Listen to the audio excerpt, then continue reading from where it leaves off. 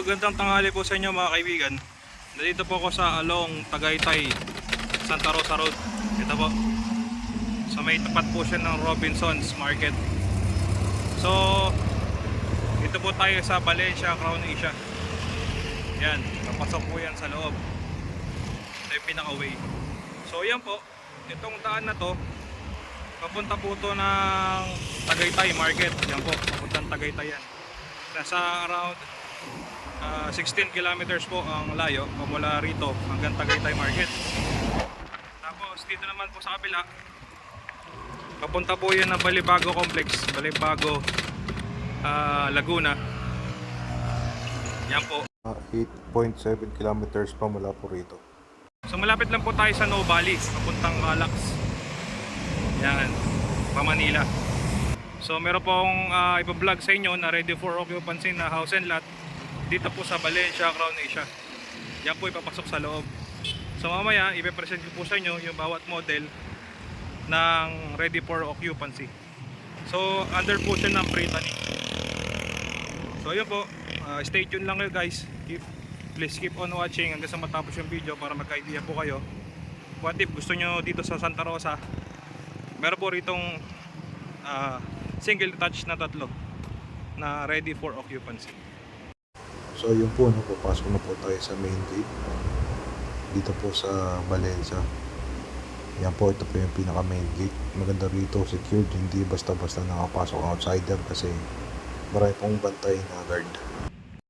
So guys, nandito po tayo ngayon sa loob ng Valencia. So pupunta po ako dun sa mismong property na ready for occupancy. So ito po yung pinaka-way nila papunta ron, yung daan.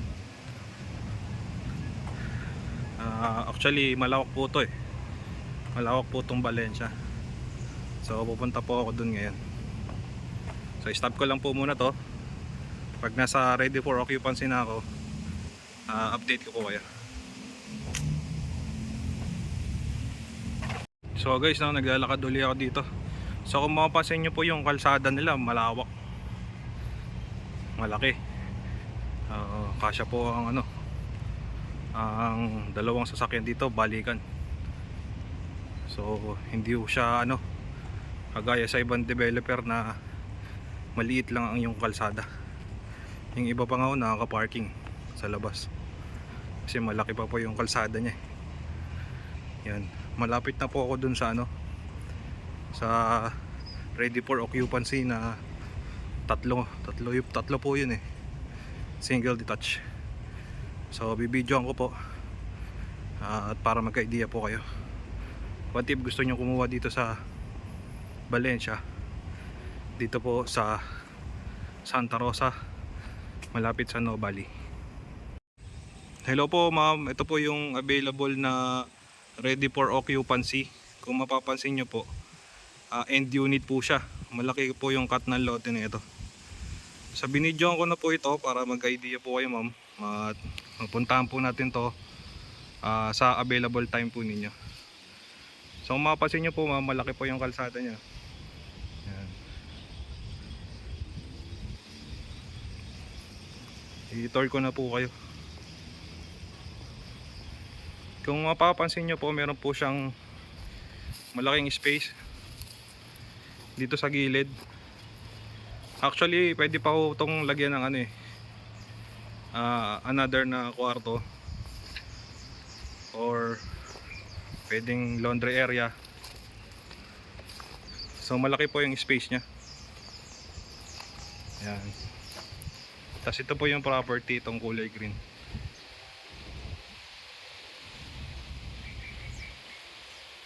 Yan. Actually ang laki pa po ng size ng abot pa po yan hanggang dito. So malaki po yung bakod nya, babakuran.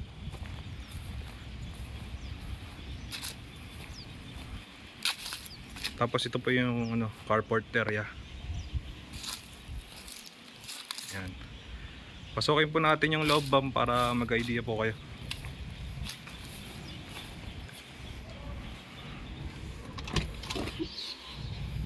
Kung mapapansin nyo po yung loob, naka-tiles na po siya. Ceramic tiles. Actually, bagong gawa lang po ito. Napansin nyo po yung hagdanan, meron pang mga dyaryo na takip. So bagong gawa pa lang po siya.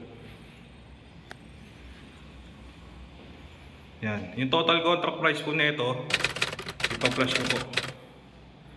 So ito po yung pinaka sink area. Tapos dito, meron po siyang maid's room. Yan, ito po yung pinaka maid's room. Tapos ito po yung sa labas. Actually dito po tayo dumaan kanina eh. Yan yung malaking lote pa palabas.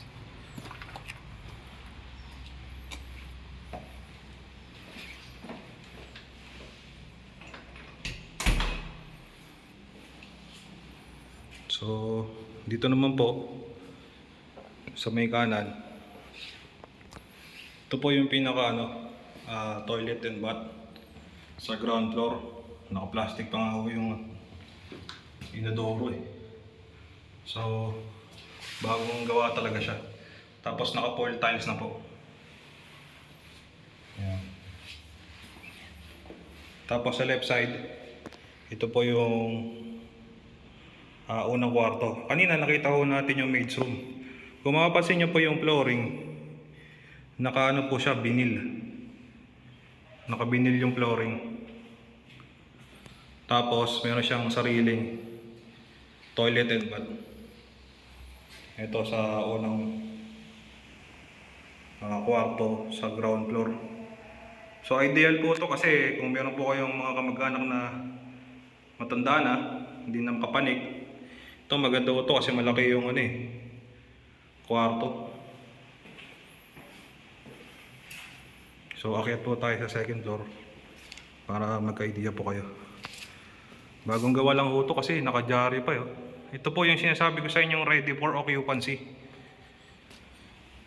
Yan. So sa second floor po, mapapansin nyo yung flooring. Naka rin po siya, naka-vinyl. Yan, vinyl. Tapos yung railings po niya. Pagdating po dito sa kanan, ito yung common toilet and bath po nila. Yan. Naka-full tiles din. Tapos dito naman po sa tabi, ito yung another kwarto. So yung flooring po niya, naka-vinyl din. Yan. Tapos may abang na po siya para sa aircon. Yan po.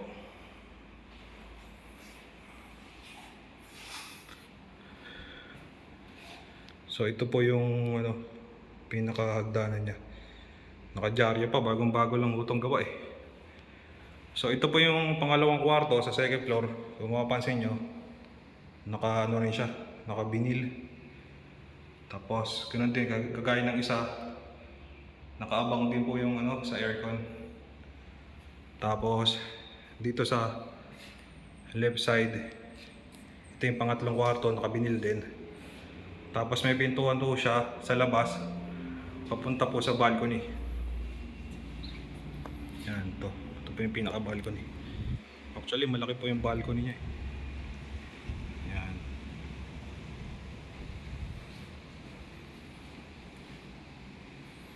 So yun po kung interested po kayo rito, ipa-flash ko po yung aking number, tawagan niyo ako. At mag-usap po tayo kung kailan po kayo available para po sa tripping.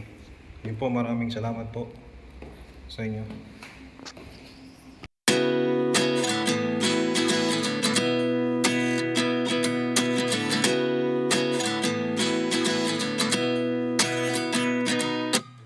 At 29 and I find myself wondering what did happen to the last 10.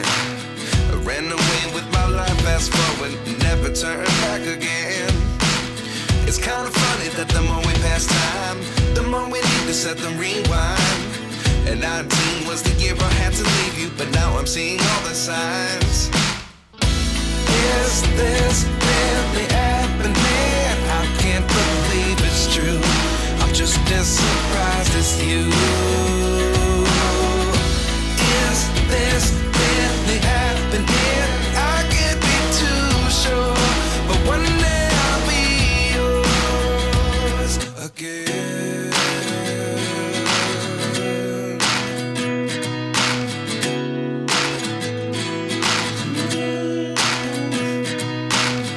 Life lessons come one in a dozen. The other 11 give something from nothing. I sit here looking for an answer. Maybe the biggest question was in the last chapter. You gave me the soul I have today. Without you I never could have moved away.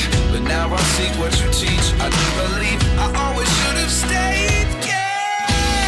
Is this really happening? I can't believe it's true. I'm just as surprised